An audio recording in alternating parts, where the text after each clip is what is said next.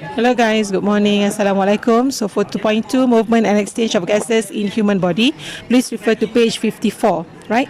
So I shall explain according to number.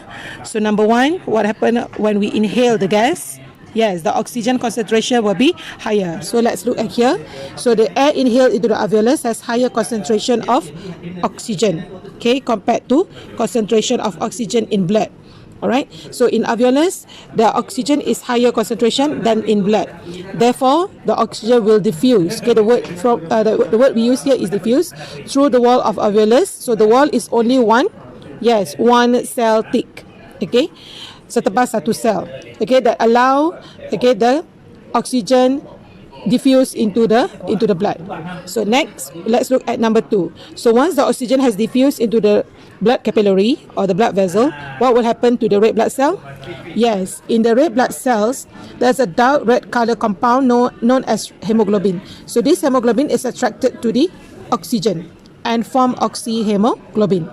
So this oxyhemoglobin is the unstable compound, okay, and very bright in color, okay, very bright red in color. So this is the equation on how oxyhemoglobin is produced. So now once the oxyhemoglobin has been combined, okay, with the red blood cell, so the oxyhemoglobin will be carried through the blood capillary through the blood cells. Okay, through the blood cells and blood capillary and also the body cells. Okay, so what happened in the body cell?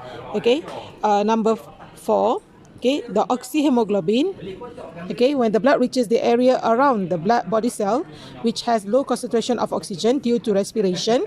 Okay, when the body is conducting the respiration and the body will take in the oxygen. Okay, the oxyhemoglobin, being an unstable compound, will be decomposed or being demolished, separated. Okay, decomposed means separated to release the oxygen molecules and change back into normal hemoglobin.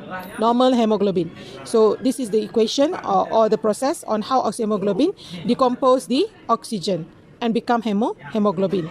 So next, number 5, in the body cell. Okay, what happened in the body cell? So in the body cells, the diffused oxygen oxidizes the glucose, okay, which is the one that we eat, okay, through our digestion, okay, into carbon dioxide. So this is what respiration is all about in our body. Water, okay, including water and also energy. So this carbon dioxide need to be released or being exhaled out from our body.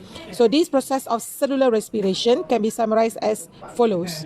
Okay, glucose plus oxygen, the one that has been carried out by the oxyhemoglobin just now, combine and release carbon dioxide, water and energy that enable us to do work. So now, once the cellular respiration has ended, the carbon dioxide will be diffused into the blood capillary. Okay, into the blood capillary. So let's look at number 6. So carbon dioxide is ready to be released by the cell, which has been diffused into the blood capillaries and then transported to the alveolus bag to be removed. So the exchanging of gases only happens in the alveolus, right? So that's the end of the journey of the oxyhemoglobin.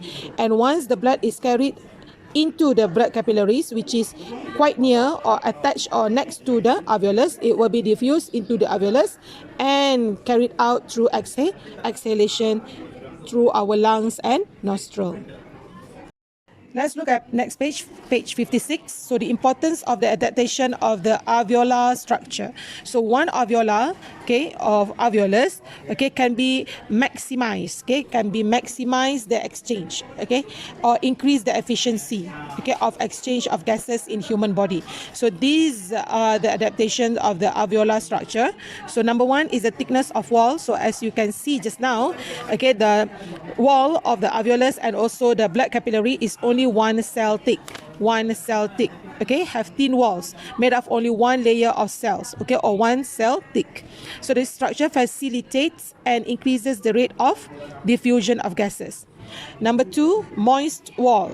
Okay, so in between the blood capillary wall and also the alveolar wall, there's the like a mucus or jelly-like layer, okay, which enable the gas diffused easily, okay, allow respiratory gases dissolve and diffuse easily into the blood capillaries. Thirdly, surface area of the alveolus. So not only one, we have a bunch of alveolus made up the alveoli. So the lung contains millions of alveoli which provide large surface area. So can you imagine millions, okay, in one tiny bunch? So means it will increasing the diffusion rate of gases.